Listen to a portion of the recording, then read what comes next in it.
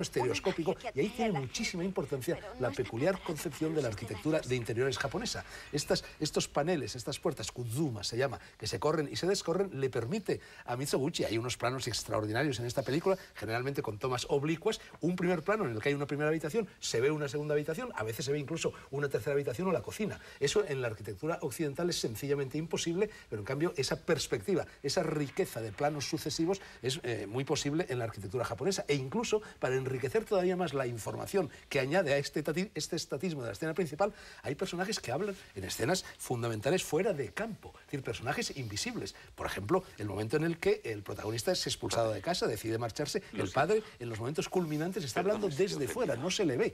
Es algo así como una estrategia de lo invisible que se añade a estos campos sucesivos de lo visible, ¿no? Y él sale ruidosamente, pero claro, invisiblemente. Pero invisiblemente también se oye el ruido, ¿no? La madre cruza siguiéndole. Yo supongo que el trabajo de dirección artística de los decoradores se habrán ceñido mucho.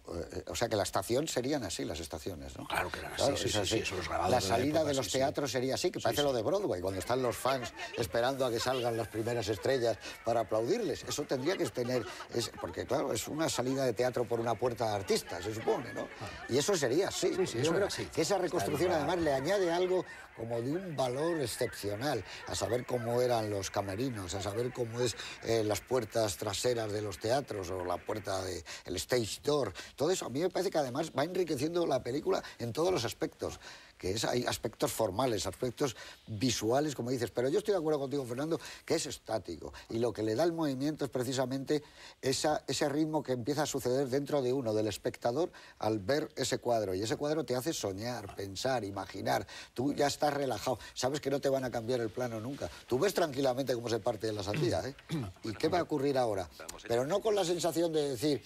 Estás viendo un plano y ya te preocupas mucho por saber si ese plano va a durar 11 minutos, 9 o 7. No. Eso nunca lo piensas. Eso nunca lo piensas. En nosotros sí. Me parece que no ha cambiado.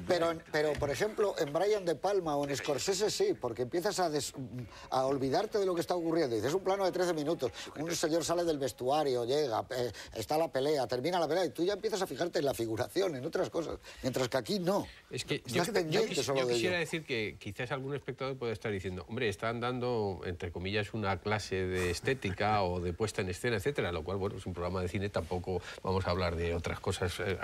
Pero yo lo que quisiera, en relación con lo que tú estabas diciendo, José Luis, es que la clave es que lo que te está contando te está emocionando mucho, estás siguiendo anclado en la película desde el primer momento, con lo cual yo creo que estamos resaltando un estilo, la puesta en escena, los movimientos de cámara, pero que no son nada ostentosos, ni son ornamentales, sino pero que... lo que son es muy transportantes, porque claro, lo que pasa es que te envuelve en la película inmediatamente y te hace compartir el punto de vista, en realidad, de Mizoguchi, que yo creo que es lo que es curioso y que es muy contrario al estilo normal del melodrama occidental. No intenta nunca que te identifiques con los personajes, sino más bien con un punto de vista externo, y aunque era muy joven entonces todavía Mizoguchi para ser un tenía 41 años, era un tipo todavía joven en aquel momento. Los 41 años no es la edad en que la gente contempla el mundo con sabiduría y cierta distancia. Digamos que podría tener, y él pensaba además que solo a partir de los 50 años tenía madurez suficiente para hacer buenas películas, pues realmente es esa capacidad para envolverte y hacer ver el mundo que está mirando a través precisamente de su mirada.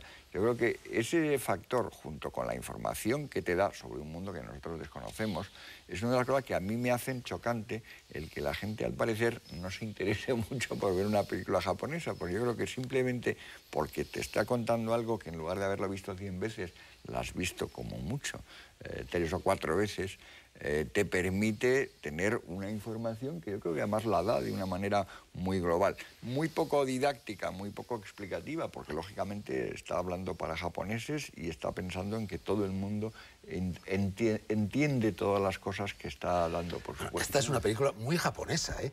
Por ejemplo, tú hablabas antes de la peculiar relación de espacio y tiempo que hay, o hablábamos del estatismo de Misoguchi. Bueno, detrás de eso está nada menos que la filosofía budista, interpretada además a la peculiar manera japonesa. Para el budismo no existe el pasado, no existe el futuro, solo existe el instante efímero, ¿no? Entonces yo creo que el plano secuencia, este estatismo del cine de Mizoguchi, lo que pretende es alargar lo más posible el instante efímero, porque eso es alargar la vida, la única vida que tienes. Y luego hay un concepto que se llama ma, en japonés, perdonad estas pedanterías japonesas, y que se corresponde al concepto del bu-wei en el taoísmo. El budismo japonés está impregnado de taoísmo. El concepto del bu-wei en el taoísmo es el vacío. El vacío es lo que define la forma. El vacío es lo más importante. Bueno, pues el ma es el espacio, o el no espacio, mejor dicho, que existe entre dos acciones, tiempo, o entre dos objetos, espacio. Y entonces hay en toda la mentalidad, en toda la filosofía, en toda la vida cotidiana japonesa, no hay esta división que hay tajante entre los conceptos de espacio y tiempo, que son los que dominan nuestra visión del mundo, nuestra filosofía, nuestra manera de entender las religiones, etc. Hay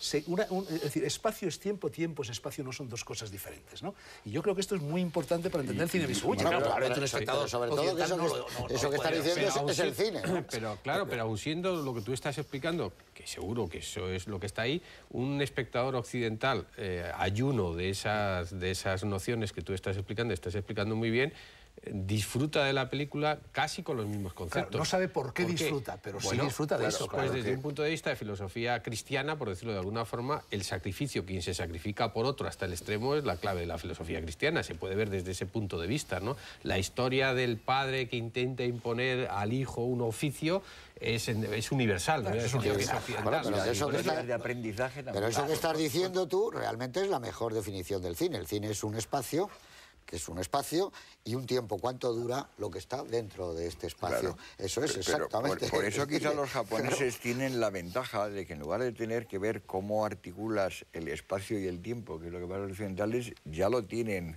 en una misma unidad. Tienen incorporado a su metabolismo, ¿no? Que quizá por eso hay un elemento que a mí me parece siempre raro, que es un país del que he visto muy poco cine. No es que haya hecho poco, ha hecho mucho y desde el principio, pero yo he visto poco.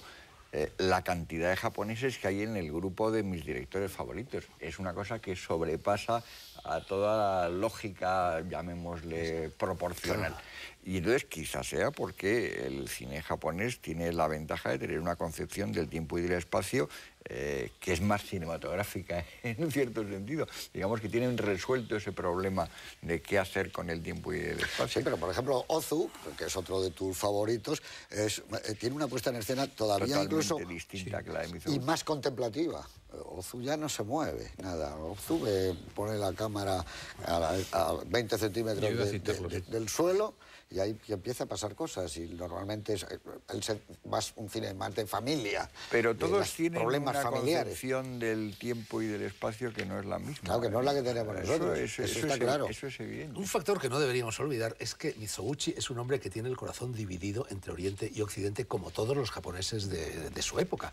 Él nace ya en plena era Meiji. La era Meiji es cuando se devuelve el poder al emperador, se quita el poder al shogun. El Comodoro Perry fuerza el bloqueo de Japón, tal, y cuando Japón se incorpora al mundo moderno. Y entonces hay esa coexistencia y ambivalencia entre lo occidental, el futuro, la vida moderna, etcétera, y lo tradicional. Vosotros fijaros, por ejemplo, esto está muy bien encarnado geográficamente en Japón porque el distrito de Tokio, que es el distrito de Kanto, es el distrito de la modernidad, que irrumpe tumultuosamente. Y en cambio el distrito de Kansai, que es el distrito donde está Osaka, es donde está Nara, es donde está Kioto, es la tradición, en cambio. Entonces, cuando este hombre es desgarrado, que no se encuentra a sí mismo, que es un mal actor, tal, tiene que buscarse a sí mismo, huye de Tokio y se va precisamente a las tradiciones, al viejo Japón. Y una vez que se ha encontrado a sí mismo en el viejo Japón, regresa ya para triunfar a lo que es el mundo moderno. Yo creo que esta clave es muy importante en la película.